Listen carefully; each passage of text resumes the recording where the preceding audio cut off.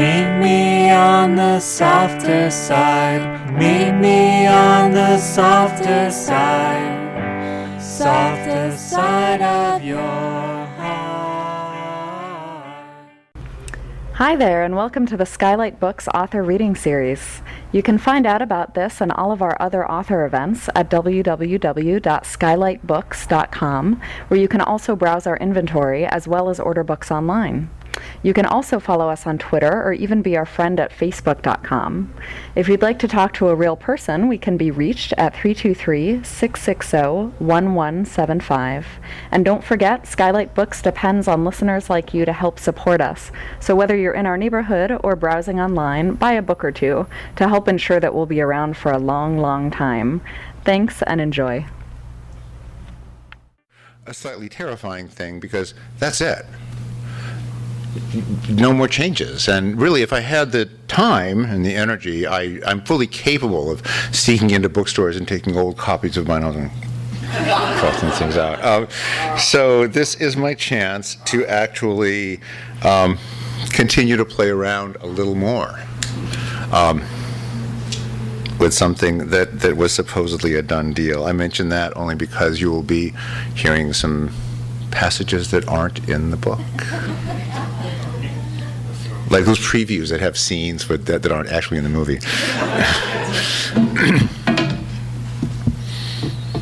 A celestial light appeared to Barrett Meeks in the sky over Central Park 4 days after Barrett had been mauled once again by love.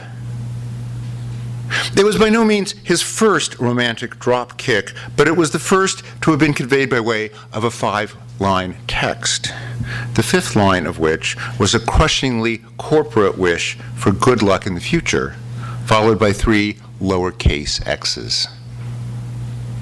During the past 4 days, Barrett had been doing his best to remain undiscouraged by what seemed lately to be a series of progressively terse and tepid breakups. In his 20s, love had usually ended in fits of weeping and shouts loud enough to set off the neighbor's dogs. The words falling in love still suggest to Barrett the green glass shards of a broken bottle on a sidewalk under a street lamp, and the voice of a woman, neither shrill nor scolding, emanating from some low, dark window, saying simply, "Don't you understand that people live here? People are trying to sleep." Like the voice of an exhausted mother. Can you all hear me, by the way? Okay, thank you. As Barrett moved into his mid and then late 30s, the partings increasingly tended to resemble business negotiations. They were not devoid of sorrow and accusation, but they had without question become less hysterical. They'd come to resemble deals and investments that had unfortunately gone wrong, despite early promises of solid returns.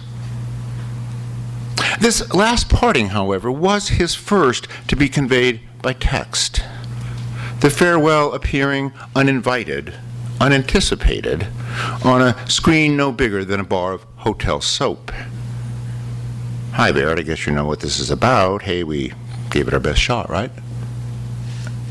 Barrett did not, in fact, know what it was about. He got the message clearly enough. Love and whatever future love implied had been canceled.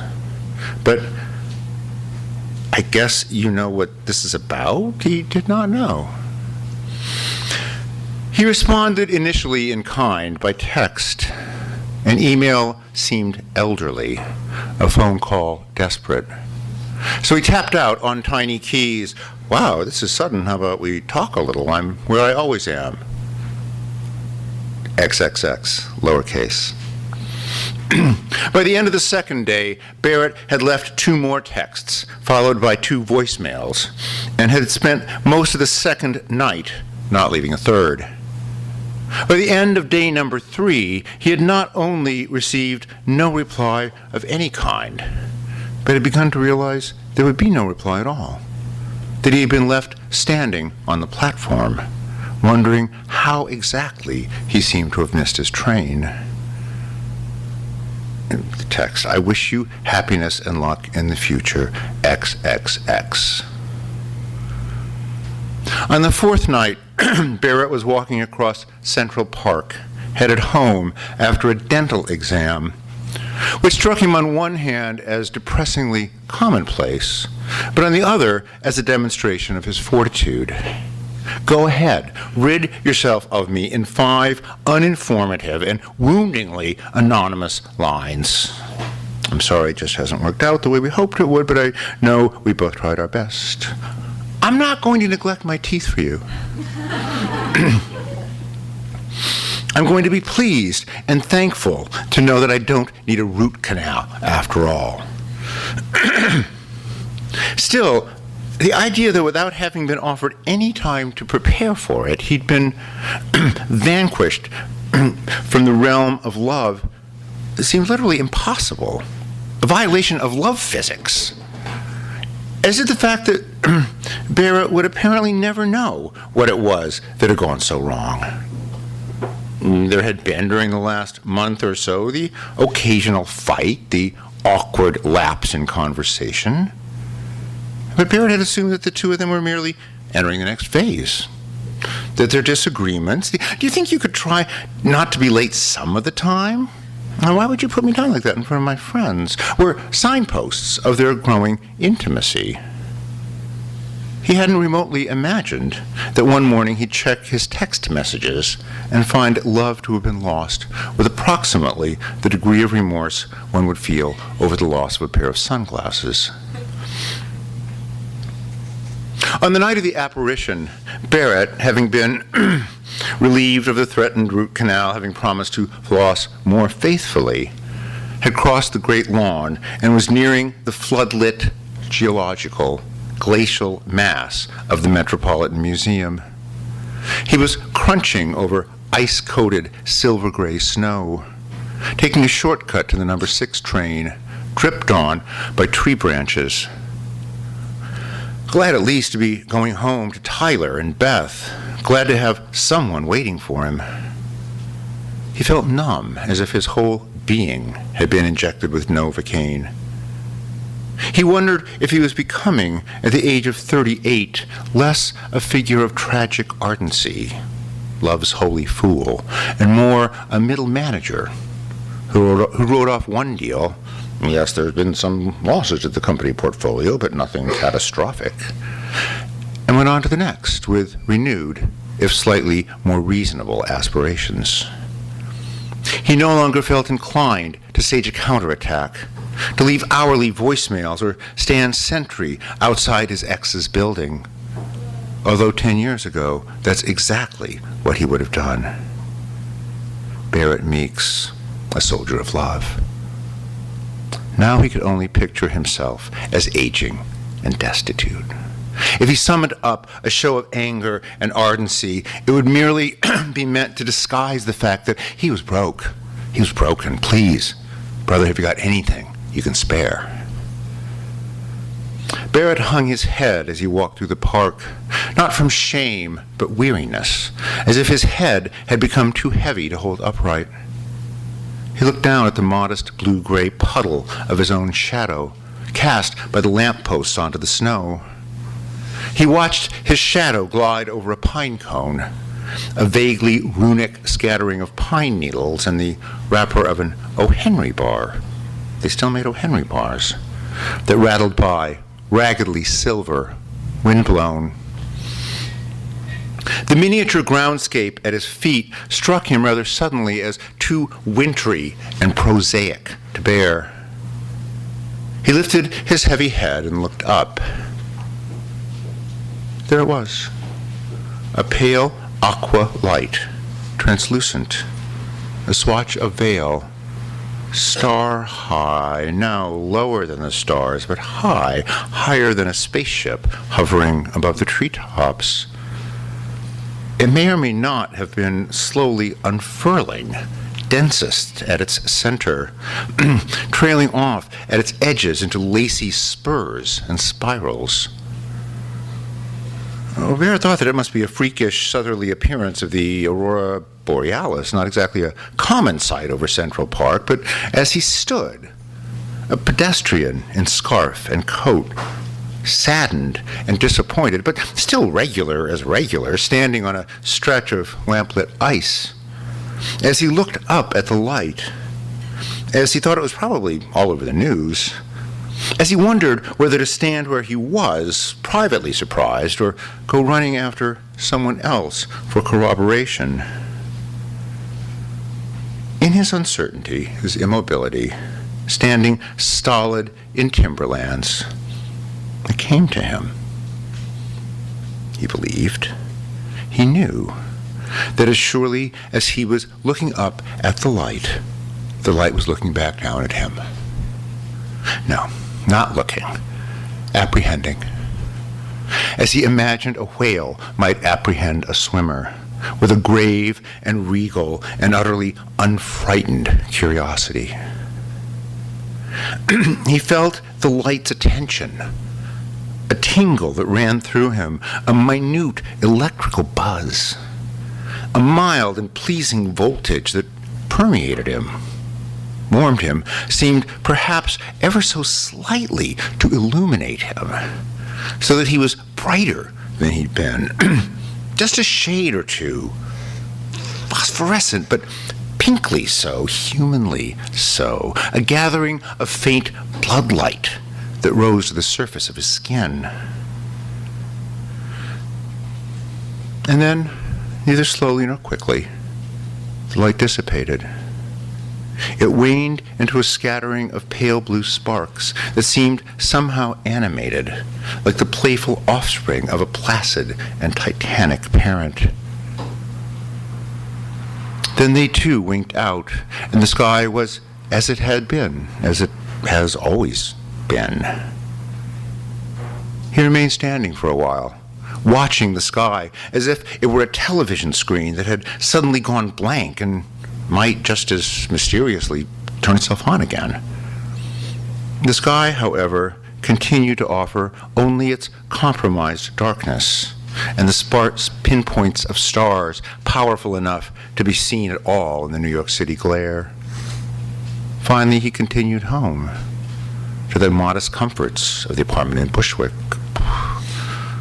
What else, after all, was he supposed to do? Had he been given a sign? Did the fact that some immense inhuman intelligence elected to appear to him at this particular moment have anything to do with anything? Or was the vision just a tumor, some little flesh stone pressing against his cerebral cortex? How will he feel when a year or so from now an orderly tells him they could have caught it if only they'd acted sooner? On his way to the number 6 train, however, he was aware of a certain difference. A new feeling of his own consequence, even if he was merely going out of his mind. Something remarkable had occurred in a life generally innocent of the remarkable. Did it matter? Did it matter crucially if it was just a hallucination?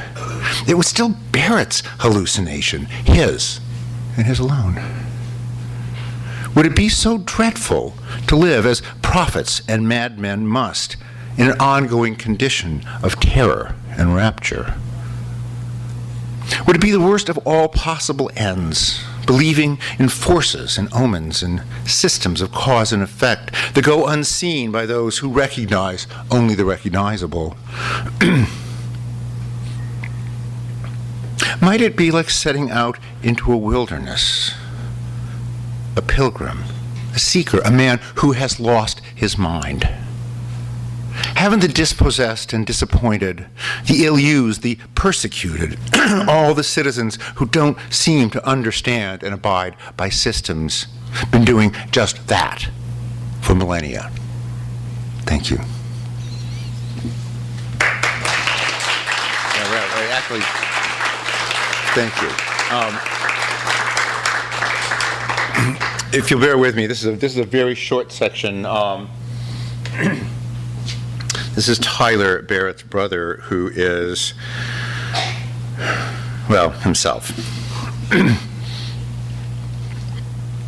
He's standing at the window of his apartment in Bushwick. It's snowing out. The morning after Barrett has seen this light in the sky. Tyler is gratefully aware of himself, a one-man audience, standing naked at a window at the start of the 21st century. The world has lasted this long, with hope clattering in his rib cage. It seems possible that all the surprises have been part of an inscrutable effort, too immense to see. Some gathering of lost chances and canceled plans, and girls who were almost but not quite, all of which seemed random at the time, but it brought him here to this window, to his difficult but interesting life, his bulldogish loves, as the Republicans are about to go down and a new world, cold and clean, to begin. Outside, the snow shifts with a shift in the wind, and it seems as if some benign force, some vast, invisible goddess, has known what Tyler wanted the moment before he knew it himself. A sudden animation, a change, the gentle, steady snowfall taken up and turned into fluttering sheets, an airy map of the wind currents. Yes. Are you ready, Tyler? It's time to release the pigeons. 5 of them from the liquor store roof. Time to set them aflight, and then, are you watching? Turn them, silvered by early light, counter to the wind-blown flakes. Sail them effortlessly west into the agitated air that's blowing the snow toward the East River, where barges would be plowing, whitened like ships of ice through the choppy water. Yes, right. A moment later, it's time to turn the streetlights off and simultaneously bring a truck around the corner of Ditmas Avenue, its headlights still on, and its flat silver top blinking little warning lights, ruby and garnet. That's perfect. That's amazing. Thank you.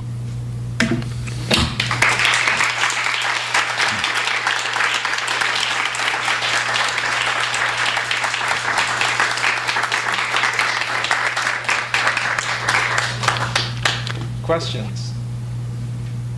Let me just, yes, questions. Let me just say very quickly that this is my favorite part. Because mostly a writer lives like a figment of his own imagination in a room someplace, and writing is very abstract. You turn the book in, and then a year later it comes out. And yet, every few years, they let us out, and we get to meet the people for whom the books are actually intended. That's what a book is. It's not necessarily the gift you were expecting. It's not necessarily the gift you may want, but it's meant as a gift.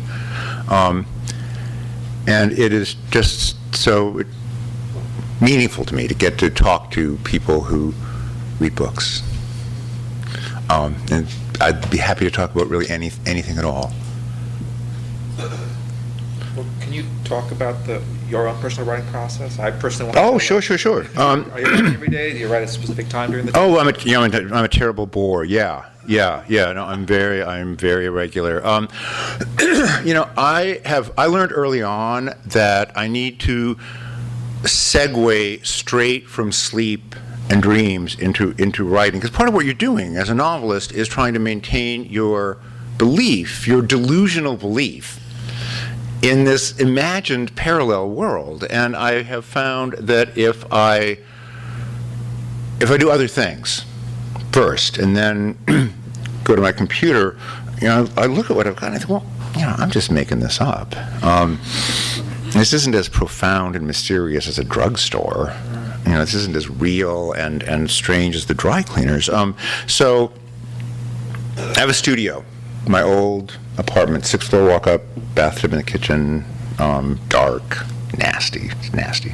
But it's rent controlled. It's my old apartment from when I first moved to New York. And I, just like a guy with a job, I get up and get dressed and go report for work.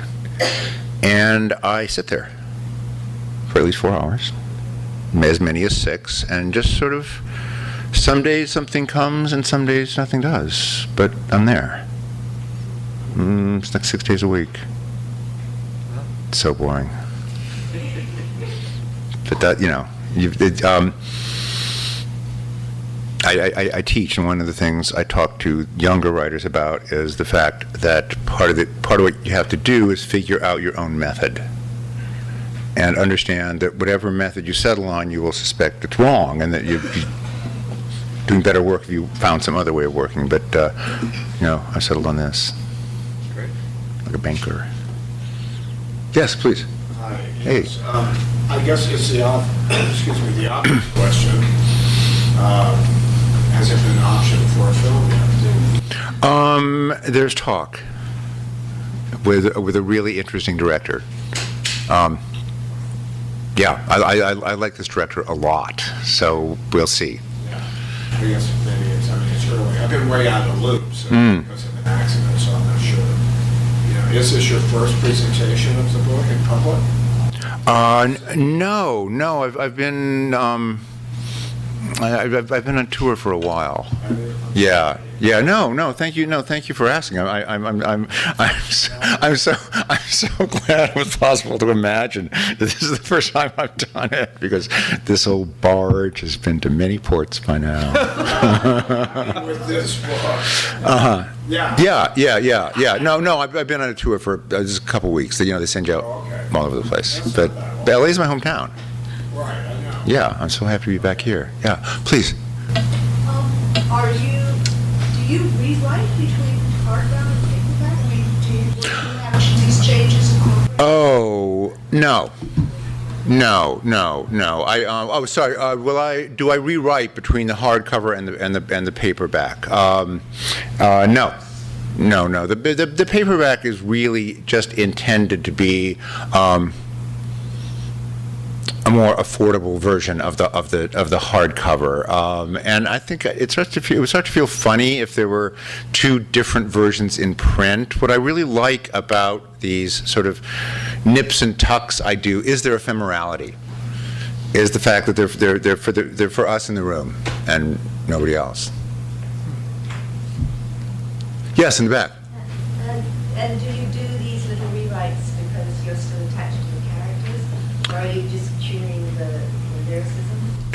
Do I do the rewrites because I'm attached to the characters? Am I working with the lyricism? All of the above. It's really mostly to try to make it cohere in such a short space. A book is, this is not a very long book, but it's still it's too long to read. Hey, if you want to stay all night, I'll do the whole 250 pages for you. But I suspect you have other things to do. So most of the rewriting I do is to sort of make it cohere in a shorter space. And Just to contact the rewrite after the book has been published. yeah. No, it's something I do specifically for readings, and. Like I said, and the side effect is it's really fun to have another crack at it. But no, the changes go away after I'm done reading. They're gone forever. Yes, please. Can you tell us a little bit about the genesis of the story? The genesis of the story. It's always slightly mysterious to me where these stories come from. It really did start with the first part I read is the opening of the novel, and I'm not entirely sure why, but I was just so interested in the idea of a regular secular Joe, 38, got a okay but not great job, series, looking for love in all the wrong places, no particular belief system, no sense of magic. What if that person saw something inexplicable? What if a celestial light appeared to somebody like that? What would he do? And then you live with these ideas for a while and see if they stick, if they still feel interesting to you a month or so later. And the more I thought about it, the more I thought, yeah, I think that is interesting to me, and especially if there's the sort of standard, say the standard Catholic Annunciation involves a giant Christmas ornament who comes into your living room and tells you what to do. I thought, what if there was no message beyond the assertion of a presence? What do you do if you have been A, told there's something up there, but B, told nothing else? Good luck. and that's what got the book going. Anybody else? So shall we say goodnight? It's such a lovely night out. I don't want to keep you in too long. Yes, a couple more, please, sir. I have a question. I started part of the book, and when I got to the section in Bushwick, I was really surprised. I don't recall Bushwick ever being a part of the story. So I was curious, how did that evolve, that Bushwick became a setting? Why is this novel set in Bushwick? Bushwick is a borough. It's part of the borough of Brooklyn. It's kind of, as they say, coming up now. It's getting sort of groovified, but by the way, this novel is set in the recent past. It sort of opens on the eve of the re-election of George W. Bush, a dark night for some of us, and it ends on the eve of the election of Barack Obama. But the characters don't know yet that that's going to happen. I like bracketing it with those two very dramatically different election results. The Barack Obama we got is another question for another time. And I was interested in the fact that these people are members of what I think of as the first downwardly mobile generation. The generation that's probably going to be less prosperous than their parents. So the Bushwick they live in, the Bushwick of even 10 years ago, is very pioneering, is still dangerous. There's burnt out cars that have been on the corner for a year. I just sort of wanted them in this almost urban wilderness. This neighborhood that isn't exactly meant for human habitation.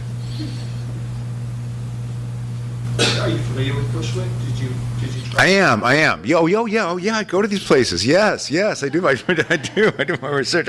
I haven't lived. I confess that I haven't lived in Bushwick, but I've spent a lot of time there. I checked it out. I know the building that they actually live in. Yeah. You want to try to get this stuff right. Yeah. My sister has a question. Can you talk about what else you're working on? Can I talk about what else I'm working on? Sure. Well, my most immediate project is with the brilliant Gail Berman, who's here tonight. We're doing a pilot together for Showtime. I love TV. How many of us love TV, right? I mean, yeah, it's just amazing right now. There's so many. I literally don't have time to see as many shows as I feel like I need to. So Gail and I are working up this show. I have a book of fairy tales coming out. Perverse, odd, nasty fairy tales in another year. And I've started another novel, and and that, toothpick replica of Machu Picchu takes up a lot of time as well. So thank you. I've got plenty going on. Do we have one more, and then I'm really going to send you all home? Yeah, two more. Yes, sir. Yes. Do you read when you're writing? Yes, I do. Do I read when I'm writing? You know, I hear other writers say that, when I'm writing, I try to stay away from reading great books because I don't want to be overly influenced. And my feeling is all,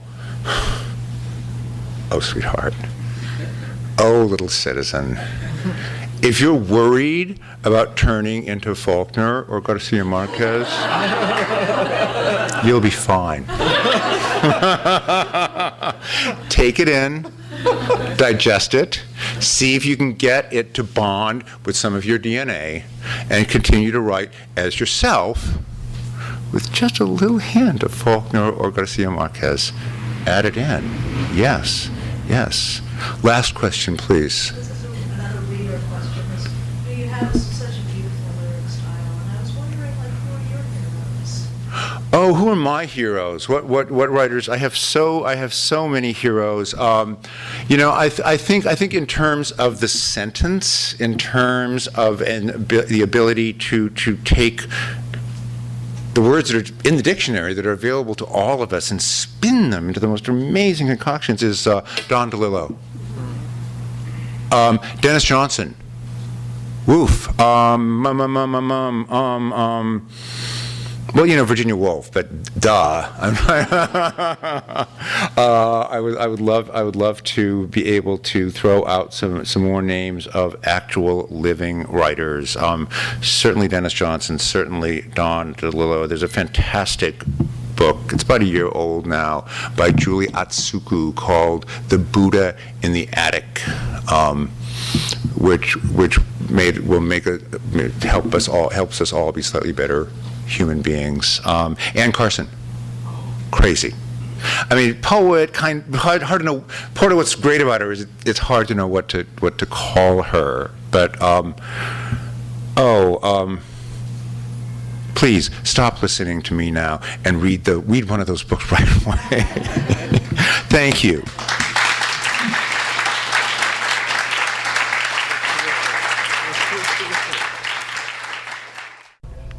You've been listening to the Skylight Books author reading series. Don't forget that you can check out this and all of our other great podcasts at www.skylightbooks.com. Today's music was provided by Fragile Gang. You can check them out at MySpace, Facebook, and the iTunes Music Store. Thanks for stopping by, and we hope to see you soon.